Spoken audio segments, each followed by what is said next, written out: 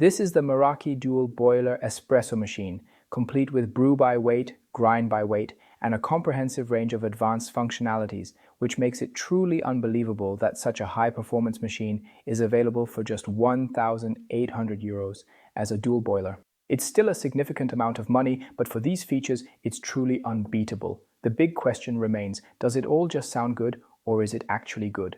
I've summarized it all for you in this short video right here.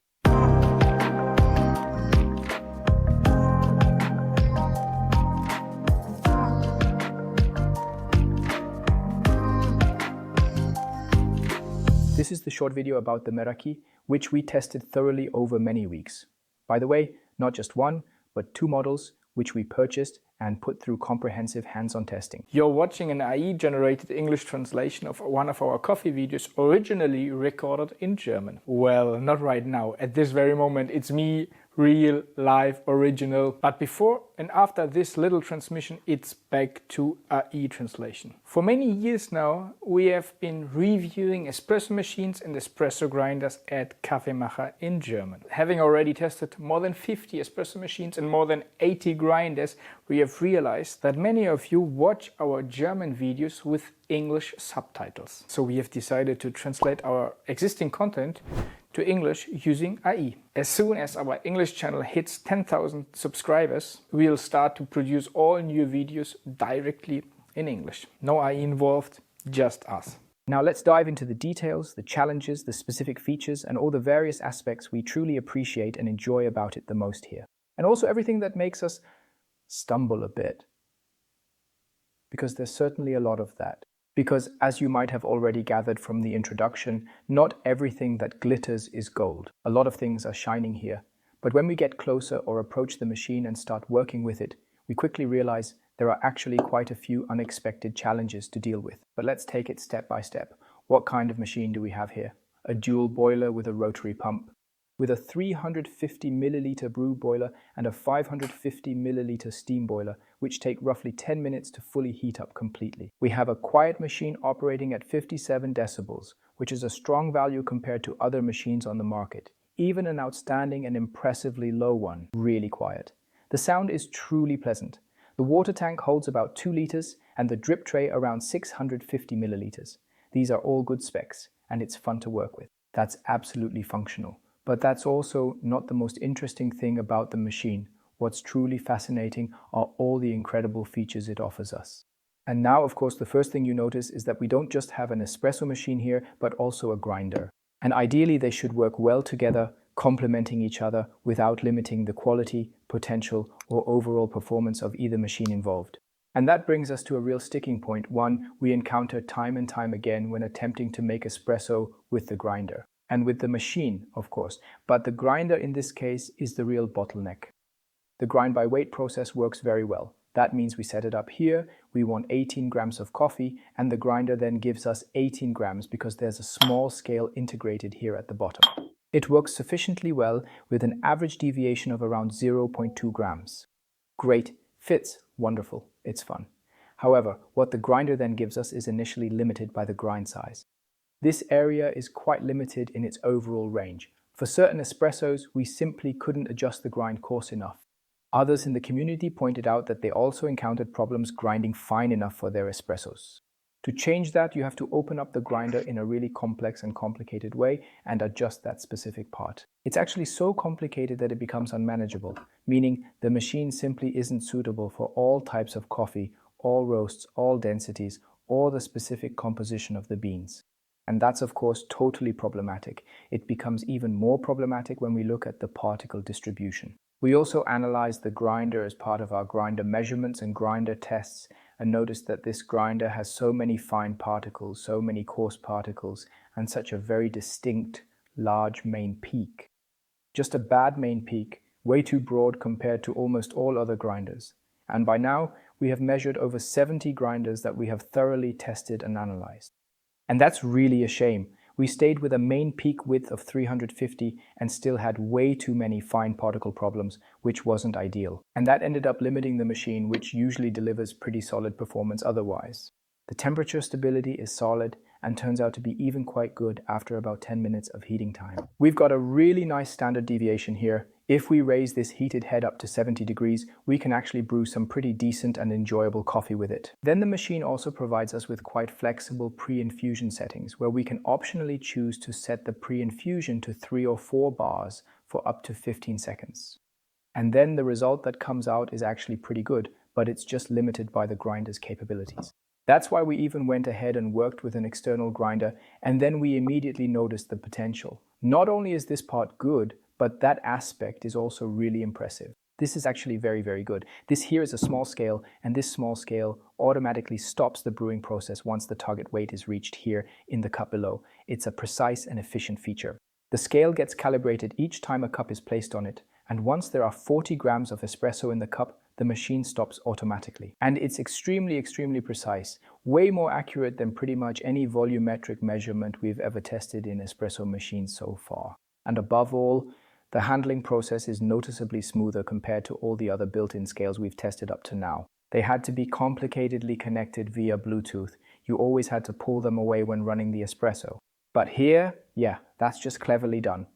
The water could drip onto it, was then diverted to the side, and the scale wasn't bothered at all.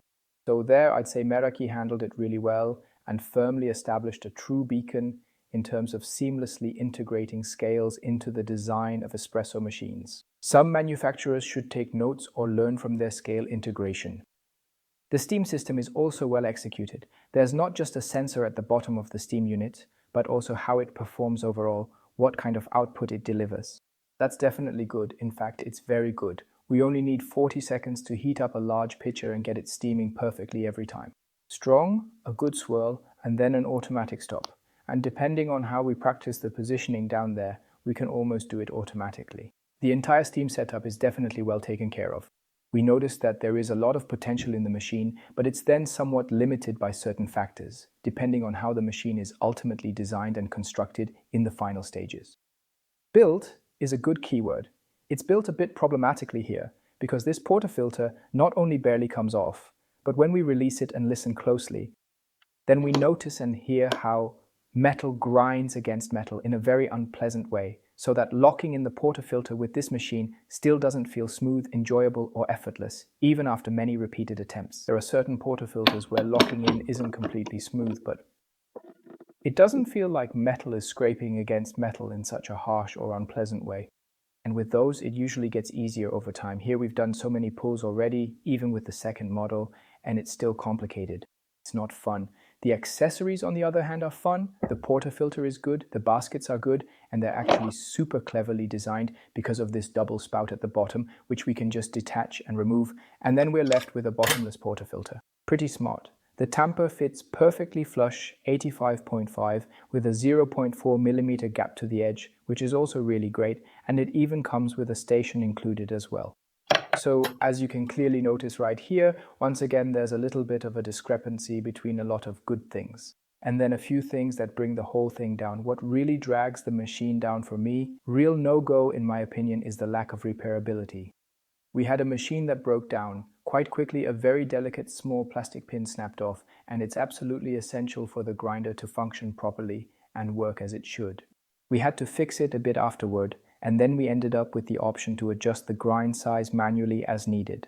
So we tried opening the machine once, and I'm telling you, you really don't want to open this machine. It's a nightmare. It has so many screws you have to loosen, and they're all different. They're hidden in the most unexpected places. Unter dem Etikett!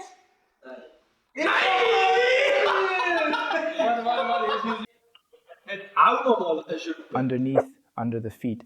It's not a machine that's designed to be quickly or easily fixed, repaired, or maintained in any way, shape, or form. And I would say the repair effort for this machine will be so significant that the question arises, is it even possible, and who is willing to do it, and is it proportionate? It's really not a machine that's built to be repaired. You can definitely fix it, and the components used are in principle all solid, but due to the way it's designed and constructed, how it's built, how it's screwed together, the machine massively limits itself here. Yes, and with that, we're actually getting pretty close to wrapping up this little video here right about now, folks, which is a summary of our more detailed video.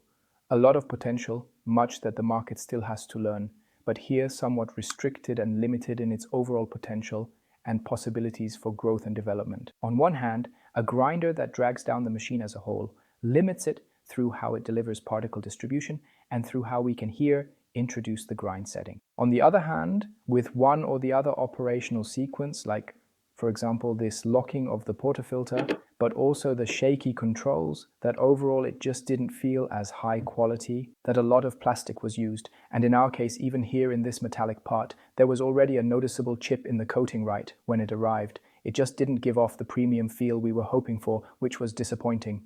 That in turn limits what the machine can do overall. This is the Meraki, and it leaves me feeling quite ambivalent and somewhat disappointed. I can't recommend buying the machine just like that, unless you maybe already have a grinder at home. What the machine overall delivers in terms of espresso performance and steam performance is good, and it's fun with a different grinder if you look past those few things. How the machine's longevity holds up has to demonstrate that over the coming months and years in the market.